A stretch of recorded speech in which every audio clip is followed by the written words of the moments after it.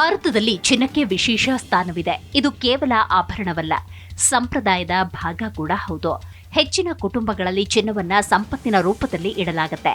ಇದನ್ನ ಹಬ್ಬಗಳಿಗೆ, ವಿಶೇಷ ಸಂದರ್ಭಗಳಿಗೆ ಅಥವಾ ಹೂಡಿಕೆಗೆ ಬಳಸಲಾಗುತ್ತೆ.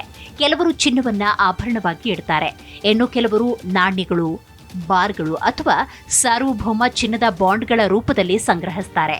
ಆದರೆ ಚಿನ್ನ ಇಡುವಾಗ ಕೆಲವು ನಿಯಮಗಳನ್ನ ತಿಳಿದಿರಬೇಕು. ಭಾರತ ಸರ್ಕಾರ ಚಿನ್ನದ ಮಿತಿಗಳ ಬಗ್ಗೆ ಕೆಲವು ನಿಯಮಗಳನ್ನು ನಿಗದಿಪಡಿಸಿದೆ.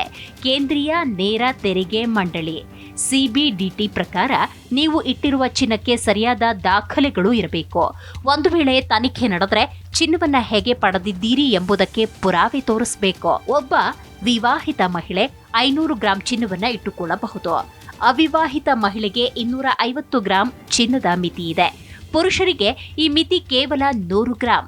ಈ ಮಿತಿಯಲ್ಲಿ ಆಭರಣ, ನಾಣ್ಯ ಅಥವಾ ಯಾವುದೇ ರೀತಿಯ ಚಿನ್ನವನ್ನ ಇಟ್ಟುಕೊಳ್ಳಬಹುದು.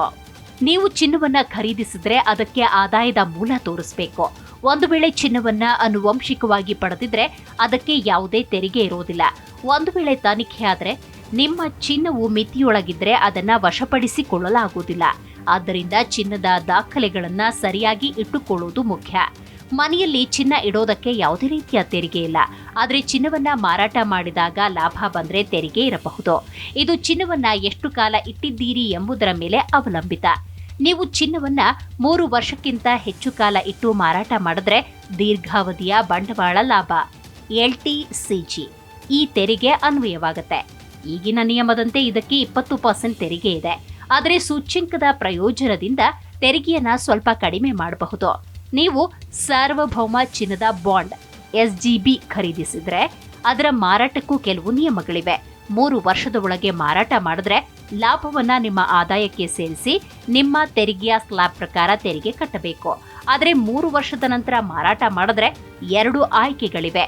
ಒಂದು 20% LTCG ತೆರಿಗೆಯೊಂದಿಗೆ ಸೂಚ್ಯಂಕದ ಪ್ರಯೋಜನ, ಇನ್ನೊಂದು ಸೂಚ್ಯಂಕ ಇಲ್ಲದೆ 10% ತೆರಿಗೆ.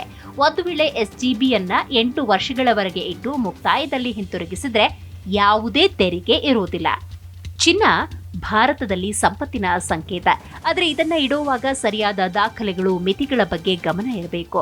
ಚಿನ್ನದ ಮಾರಾಟದಿಂದ ಬಂದ ಲಾಭಕ್ಕೆ ತೆರಿಗೆ ಇರಬಹುದು. ಆದ್ದರಿಂದ ಈ ನಿಯಮಗಳನ್ನು ತಿಳಿದುಕೊಂಡ್ರೆ ಯಾವುದೇ ತೊಂದರೆ ಇಲ್ಲದೆ ಚಿನ್ನವನ್ನ ಇಟ್ಕೊಳ್ಬಹುದು. ಮಾರುಕಟ್ಟೆ ವಿದ್ಯಮಾನಗಳೇ ಹಾಗೆ.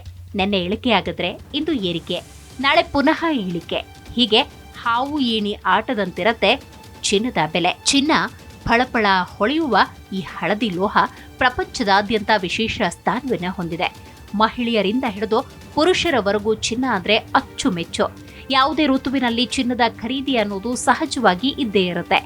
ಭಾರತದಂತಹ ದೇಶದಲ್ಲಿ ಹಬ್ಬ, ಹರಿದಿನ, ಮದುವೆ ಮತ್ತಿತರ ಶುಭ ಕಾರ್ಯಕ್ರಮಗಳಲ್ಲಿ ಚಿನ್ನದ ಅಂಗಡಿಗಳು ಗ್ರಾಹಕರಿಂದ ತುಂಬಿ ತುಳುಕ್ತಾನೆ ಇರುತ್ತೆ.